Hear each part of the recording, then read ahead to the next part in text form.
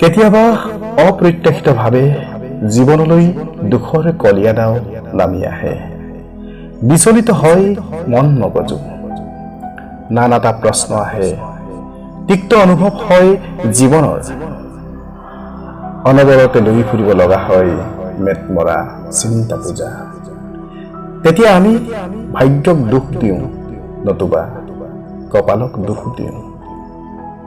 আচলতে দুখবোৰ লগত সুখবোৰেও সহবাস কৰে।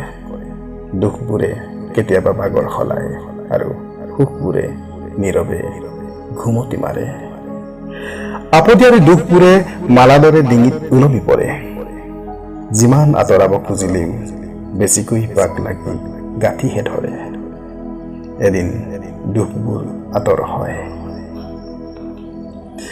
প্ৰচণ্ড বাৰিষাত উফন্দি পৰা নদীখনে সংহাৰী ৰূপ লয়। আকৌ সেইখন নদীয়েই এদিন শান্ত সমাহিত ৰূপত নিৰ্মল হৈ পৰে আৰু মুক্ত বিহংগ মনে আকাশৰ নীলা চাদৰৰ তলত মাৰ যাব খোজা বেলিৰ হেঙুলি পোহৰৰ সতে ৰামধেনু মেলা পাতে। ঠিক তেনেকৈ জীৱনৰ দুখবোৰেও এদিন নীৰৱে ঘুমতি মাৰে, শান্ত হয়, নীৰৱ হয়। তেতিয়া সুখবোৰে সাৰ পাই উঠে আৰু জীৱনৰ সতে ৰঙৰ মেলা পাতে। দুচকুত সানি যায় সুখৰ সপোনৰ আবিৰ। সেইবাবেই কোৱা হয়, দুখ থকা বাবেহে জীৱনত সুখ অনুভৱ হয়। যদি দুখেই নাথাকে তেনে আমি সুখৰ মাদকতা বিচাৰি পাম কেনেকৈ? আচলতে আমি বুজিবলৈ টান পাওঁ, ভাবিবলৈ টান পাওঁ। দুখবোৰেহে জীৱনৰ প্ৰকৃত সুখৰ সন্ধান কঢ়িয়াই আনে। আমি বাৰে বাৰে অনুভৱ কৰোঁ, ৰঙীন পৃথিৱীখনত নিজতকৈও আনক বেছি সুখী হোৱা যেন দেখোঁ। সেয়া আমাৰ মিছা মনৰ ভ্ৰম।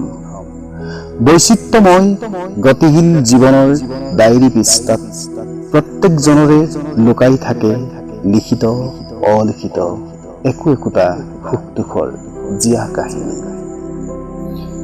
কোনোবাই কেতিয়াবা অনাহাৰেও জীৱন কটায়, কোনোবাই আকৌ কেতিয়াবা অঘৰীৰ দৰে জীৱন আগুৱায়।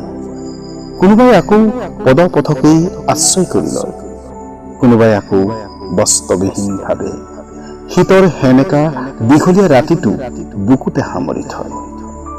এনেকৈয়ে নানাজনৰ জীৱনৰ দুখৰ নদী বয়। আকৌ এদিন সুখৰ সূৰুজ উদয় হয়। এন্ধাৰ পাছত যেনেকৈ পোহৰ হয়, তেনেকৈ দুখৰ পাছতো জীৱনো এদিন সুখৰ হয়।